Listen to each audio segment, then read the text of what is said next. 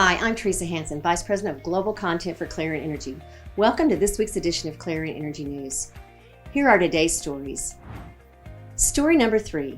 The New York Power Authority and Siemens Energy announced that they will partner to develop an industrial cybersecurity monitoring, research, and innovation center called the Center of Excellence. It will focus on detecting and defending against cyber attacks on NYPA's infrastructure. NYPA is the largest state public power organization in the U.S. It operates 16 generating facilities and more than 1,400 circuit miles of transmission lines. Therefore, cybersecurity is key to keeping its infrastructure running smoothly. Operational technology assets in the field are particularly vulnerable to cyber attacks because most of the critical infrastructure was engineered before the widespread digitalization of industrial control systems. The Center of Excellence aims to take digitalization into account while researching and developing new systems. Siemens and NYPA claim their partnership is the first step in bringing together a coalition of public sector and private industry to identify cyber threats, adopt new technologies to protect digital infrastructure, and close the industry's talent gap. That's my story for today. I'll now turn it over to Jen Runyon. Stay safe and healthy, everyone. Thanks, Teresa. Story number 2. Sad news for the Crescent Dunes concentrating solar power project in Nevada came out last week. Developer Tonopah, a subsidiary of Solar Reserve, announced that the 100-megawatt project is bankrupt and has reached a deal with the federal government to pay back $200 million of the more than $400 million it owes. The Crescent Dunes project was announced in 2009 and became the recipient of a $737 million loan guarantee from the U.S. Department of Energy in 2011.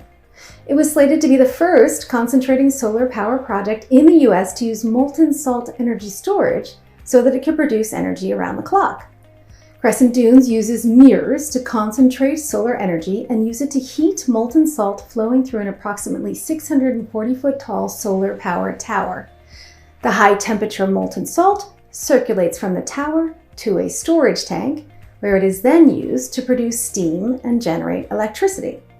Excess thermal energy is stored in that molten salt and could be called upon at any time to produce energy for up to 10 hours after the sun sets.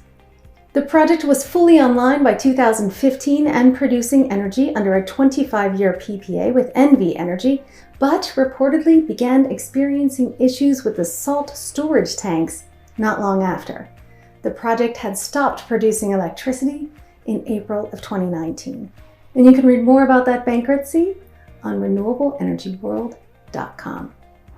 Many viewers may recall the fire that raged through a lithium-ion battery storage facility last year in Arizona.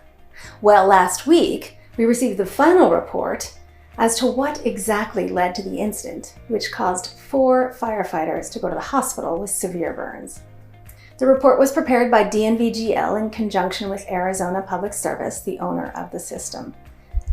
The fire was caused when a rack of lithium-ion batteries ignited and the fire suppressant system proved ineffective, leading to a buildup of explosive gases that ignited when firefighters opened a door. According to the report, there were 5 main contributing factors that led to the disaster. The first was an internal failure in a battery cell that ignited thermal runaway. Second, the fire suppression system was incapable of stopping thermal runaway. And number 3, there was a lack of thermal barriers between cells, so that led to a cascading thermal runaway. Number 4, flammable off-gases concentrated without a means to ventilate. And lastly, the emergency response plan did not have an extinguishing, ventilation, or entry procedure. The report concludes that today's standards are better. They better address hazard assessment and training for first responders, although the industry expectation should go even further and require that hazard assessments and training take place before and during commissioning of energy storage systems. And you can read that whole report on power-eng.com.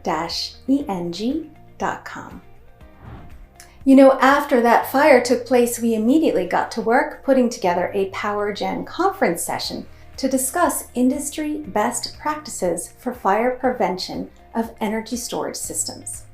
And today, I'm excited to announce that we have new dates for PowerGen International.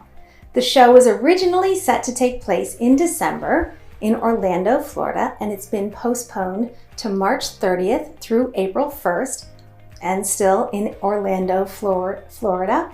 An even more exciting development, the event will take place right next to Distributech International. We at Clarion are excited to bring the power generation and energy delivery communities together under one roof. That's all I have for you today. Thanks for watching.